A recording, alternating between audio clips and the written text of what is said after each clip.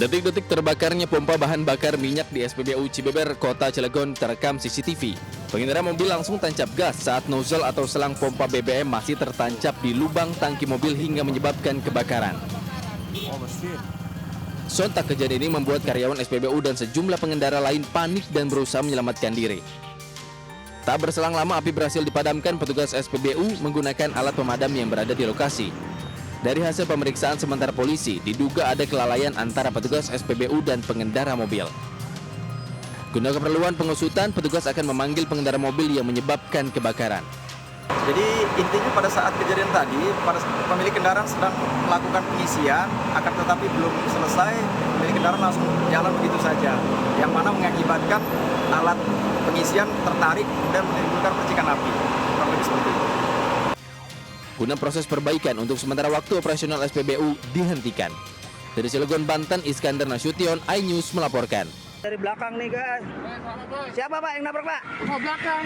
Kecelakaan beruntun melibatkan 4 unit mobil kendaraan dengan kondisi ringsek pada bagian depan dan belakang di kilometer 23 arah Bandara Soekarno-Hatta, Kota Tangerang, Banten. Kejadian bermula saat kendaraan minibus berwarna abu-abu yang merupakan taksi online menuju Bandara Soekarno-Hatta hilang fokus saat didahului oleh kendaraan lainnya dari sisi sebelah kanan. Bahkan 2 kendaraan minibus lain yang berada di depannya juga ikut menjadi korban laka beruntun tersebut. Laka beruntun yang melibatkan 4 kendaraan hingga 2 kendaraan rusak parah ini tidak menimbulkan korban jiwa. Kini kasus kecelakaan ditangani Satlantas Polres Metro Tangerang Kota.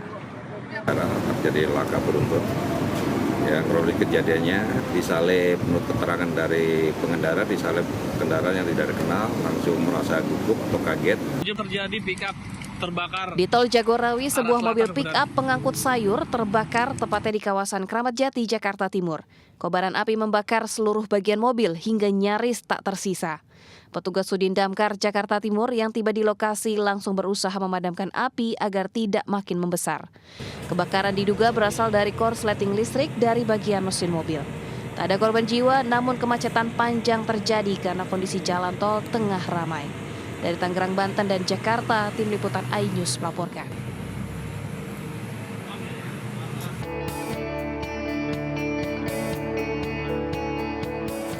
Pemandangan yang Anda saksikan ini bukanlah di Hanoi, Vietnam, melainkan di Jakarta. Berada di pinggir rel kereta api kawasan Menteng, Jakarta Pusat, warung kue pancong ini menyuguhkan sensasi agak lain bagi para pengunjung. Ya, para pengunjung dapat menikmati kue pancong dengan pemandangan lalu lalang kereta api.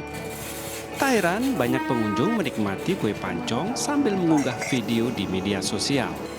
Pasca viral, warung ini kian ramai didatangi pengunjung dari sekitaran Jakarta.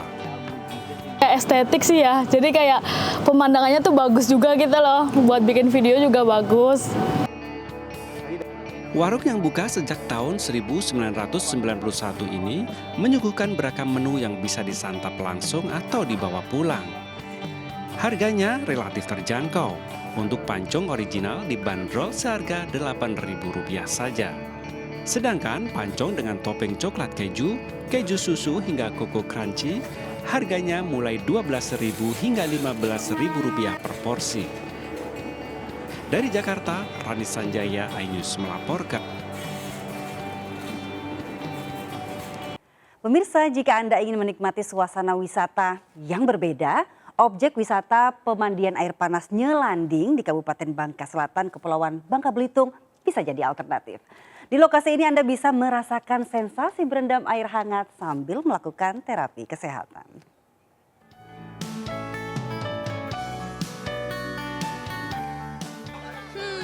Berendam di kolam air hangat memang sungguh menyenangkan ya. Seperti yang dilakukan para pengunjung di wisata air panas Nyelanding, Kecamatan Air Gegas, Kabupaten Bangka Selatan.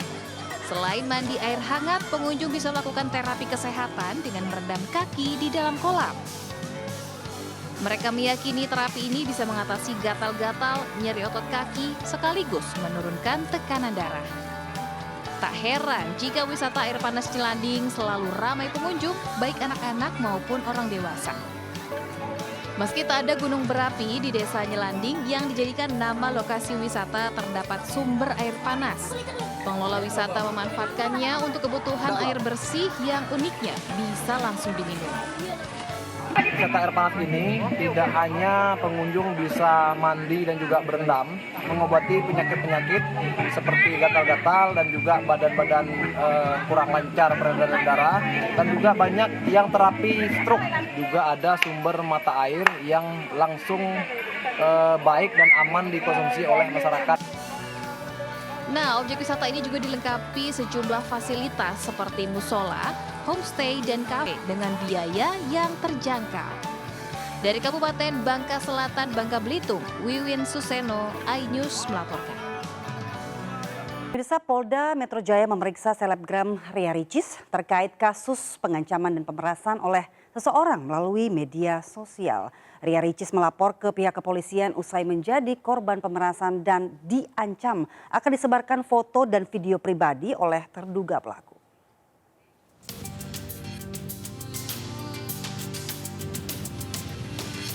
Selebgram Ria Ricis mengalami tindak pemerasan dan pengancaman melalui media sosial. Terduga pelaku mengancam akan menyebar foto dan video pribadi mantan istri Teuku Ryan ini jika tak memenuhi tuntutan pelaku. Usai mengalami tindak pengancaman dan pemerasan, Ria Ricis memutuskan melapor ke polisi. Video dan foto milik konten kreator ini diduga diakses dari ponsel lama yang diberikan ke orang lain. Ya, saya berharap tim penyidik bisa menemukan pelakunya di Polda Metro Jaya Cyber ini. Karena memang penggunaan sosial media sekarang memang udah semakin melebar ya. Laporan Ria Ricis ini ditangani di Subdirektorat Siber Ditreskrimsus Polda Metro Jaya. Ria Ricis telah menjalani pemeriksaan lanjutan terkait pelaporan dugaan tindak pemerasan dan pengancaman yang dilakukan seseorang. Kabid Humas Polda Metro Jaya Kombes Pol Ade Ari Syam Indradi menyebut Ria Ricis diperas dengan uang senilai 300 juta rupiah ke rekening bank atas nama Jeki. Jika korban tidak memberikan sejumlah uang, antara lain yang disebutkan oleh terlapor ini adalah 300 juta rupiah dan disebutkan nomor rekeningnya di ancamannya. Hingga saat ini, penyidik Subdit Siber Ditreskrimsus Polda Metro Jaya masih menyelidiki kasus tersebut untuk memproses hukum terduga pelaku. Dari Jakarta Selatan, Helmi Sajangbati melaporkan. Kementerian BUMN mulai menjajal sistem kerja 4 hari bagi para pegawai di kementeriannya. Pemberian libur tambahan dengan menargetkan jam kerja sebanyak 40 jam ini dipandang pengamat dapat semakin mendorong produktivitas dan mental pekerja sehingga baik juga untuk kesehatan.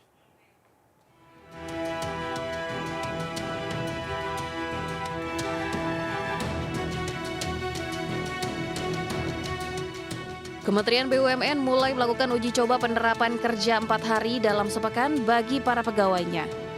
Dengan penerapan sistem ini, pegawai bisa menikmati libur selama 3 hari dalam sepekan, yakni Jumat, Sabtu, dan Minggu.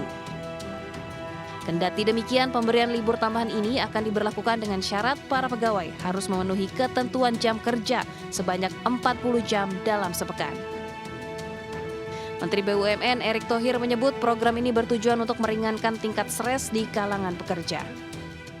Program yang dilakukan oleh Kementerian BUMN itu adalah program yang biasa dilakukan oleh semua pemerintahan yang ingin mengelola BUMN-nya secara baik. Karena BUMN itu kan merupakan aset negara ya. Jadi dengan tata kelola yang baik, yang transparan, malah bisa meningkatkan value-nya daripada BUMN-nya tersebut. Sementara itu, pengamat BUMN dari Universitas Indonesia mengapresiasi program mengkompres hari kerja ini. Pemberian libur tambahan dengan menargetkan jam kerja sebanyak 40 jam ini dapat semakin mendorong produktivitas dan mental pekerja, sehingga baik juga untuk kesehatan. Dan dari segi kesehatan juga lebih banyak perusahaan, lebih banyak orang-orang dalam korporasi happy dalam pekerjaannya. Jadi saya kira kalau ini nanti diterapkan juga di lingkup BUMN di Indonesia, saya kira mudah-mudahan bisa memberikan dampak yang relatif positif ya. Pengamat juga berharap ketentuan jam kerja ini tidak hanya diberlakukan bagi pegawai Kementerian BUMN saja, namun juga dapat diberlakukan di semua perusahaan BUMN. Dari Jakarta, Riki Anwardi, iNews melaporkan. Nah, bagi Anda penyuka kuliner tradisional, ada sebuah warung di kota Bojonegoro, Jawa Timur ini yang menyajikan puluhan menu masakan khas desa. Dan menu yang menjadi andalan ini, warung ini adalah sego bubuhan. Uniknya semua menu disajikan di atas alas daun pisang dan jati.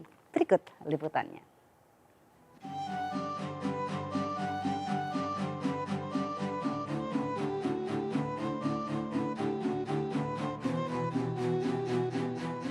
Sudah terlanjur keluar tapi masih bingung mau nyari makan apa. Nah, ini ada tempat makan enak yang menyajikan beragam olahan tradisional. Tempatnya ada di Jalan MH Tamrin, Kota Bojonegoro. Di sini ada puluhan menu kuliner khas desa seperti lele goreng sambal ale, sate daging sapi, momok tempe garang asem, oseng-oseng cumi dan beragam menu lainnya. Namun yang menjadi menu utama di warung ini yakni sego buwohan, salah satu kuliner khas Bojonegoro. Menu ini terdiri dari nasi putih, tumis kacang panjang, mie goreng, momok tempe serta sate daging sapi. Dinamakan sego buwohan karena menu makanan tersebut biasanya disajikan saat momen hajatan. Uniknya, semua menu di sini disajikan di atas daun jati atau daun pisang. Hari ini saya pesan nasi buahan sama sate dagingnya, terus ada lele ale, ini juga spesial di sini, sama ada cumi-cumi, oseng cumi dan garang asem. Soal harga cukup aman di kantong, mulai dari 7.000 hingga belasan ribu rupiah per porsinya. Bagaimana pemirsa, Anda tertarik menikmati beragam kuliner tradisional ini? Dari Bojonegoro, Jawa Timur, Dedi Mahdi, iNews melaporkan. Dan untuk mengetahui persiapan jelang laga Indonesia versus Filipina malam nanti, kita sapa rekan kita Esra Ambarita di Stadion GBK Jakarta. Esra, ya bagaimana situasi jelang pertandingan malam nanti di GBK? Ya, selamat pagi dia dan juga pemirsa pantauan kami di GBK jelang pertandingan Indonesia versus Filipina. Belum ada tanda-tanda kedatangan dari para supporter ataupun pendukung timnas. Namun diyakini para pendukung timnas ini akan datang nanti jelang kick-off pada 19.30 atau pukul 7:30 malam untuk memberikan ataupun memberikan dukungan kepada para timnas. Bahwa hari ini menjadi penantian kemudian momen penting bersama untuk melihat apakah Indonesia nanti mampu menaklukkan Filipina. Nah, kalau diyakini Indonesia ini harus bisa mengunci kemenangan atas Filipina untuk masuk ke fase berikutnya atau fase kualifikasi Piala Dunia 2026. Sintayong sempat juga menyatakan bahwa dari anak-anaknya akan bisa memberikan performa terbaiknya meskipun nanti malam ini Jordi Amat tidak main, nanti akan ada Calvin Verdong beserta kawan-kawan untuk memberikan performa terbaiknya di GBK, dan tentunya kita doakan bersama, optimisme bersama bahwa kali ini Indonesia bisa menorehkan performa terbaiknya kemudian menjuarai dari pertandingan di malam hari nanti. Demikian, kembali ke Anda, Dian. Baik, terima kasih atas laporan Anda, Esra. Tentunya kami berharap ya dengan 2 suntikan pemain naturalisasi kita bisa menang pada pertandingan malam nanti. Terima kasih atas informasi Anda. Selamat bertugas kembali. Jemaah Haji Indonesia disambut segarnya air Zam-Zam di Bandara King Abdul Aziz sebelum memasuki kota Mekah. Relawan King Abdul Aziz setiap harinya membagikan 10.000 botol air Zam-Zam untuk memastikan jemaah tak alami dehidrasi. Dengan salam dan semangat, relawan King Abdul Aziz Foundation sibuk bagikan air Zam-Zam kepada jemaah haji di Pavilion Bandara King Abdul Aziz, Jeddah, Arab Saudi. Mereka ingin memastikan jemaah haji tidak dehidrasi saat akan melanjutkan perjalanan ke Mekah untuk menunaikan umroh wajib.